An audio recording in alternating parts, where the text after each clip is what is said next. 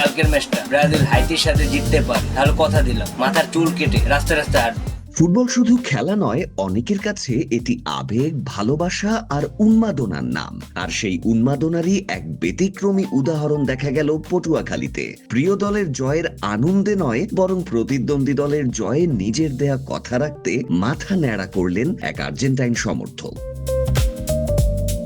Football বিশ্বকাপের উত্তেজনা ছড়িয়ে পড়েছে পুরো দেশে, আর সেই উত্তেজনার ঢেউ এবার আছড়ে পড়েছে পটুয়াখালীতেও। পটুয়াখালী শহরের কাজীপাড়া এলাকার বাসিন্দা কাজী রাফি, যিনি নিজেকে আর্জেন্টিনার সমর্থক হিসেবে পরিচয় দেন, কয়েকদিন আগে ফেসবুক লাইভে ঘোষণা দিয়েছিলেন ব্রাজিল যদি হাইতির বিপক্ষের ম্যাচে জয় পায় তাহলে নিজের মাথা ন্যাড়া করবেন তিনি। কথা ছিল কঠিন, কিন্তু প্রতিশ্রুতিতে অটল ছিলেন রাফি। কালকের ম্যাচটা ব্রাজিল হাইতির সাথে জিততে পারে, তাহলে কথা দিলাম মাথার চুল কেটে রাস্তায় রাস্তায় হাঁটবো। শনিবার সকালে হাইতিকে হারিয়ে জয় তুলে নেয় ব্রাজিল।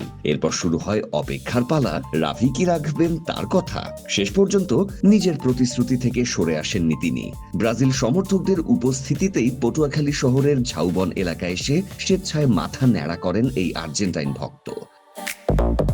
ঘটনাকে ঘিরে সেখানে তৈরি হয় উৎসবমুখর পরিবেশ। ব্রাজিল সমর্থকদের উল্লাস আর রাফির হাসি মুখ সব মিলিয়ে ফুটবলীয় প্রতিদ্বন্দ্বিতা রূপ নেয় বন্ধুত্বপূর্ণ আনন্দে। মাথা ন্যাড়া করার পর কাজী রাফি বলেছেন, আমি কথা দিয়েছিলাম ব্রাজিল জিতলে মাথা ন্যাড়া করে দেব, আমি আমার প্রতিশ্রুতি রেখেছি।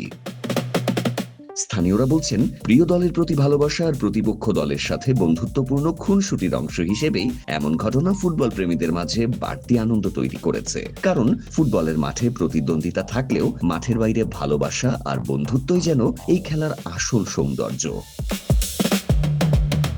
পটুয়াখালী থেকে এই ঘটনা আবারও মনে করিয়ে দিল, ফুটবল শুধু 90 মিনিটের খেলা নয়, এটি কোটি কোটি মানুষের আবেগের গল্প।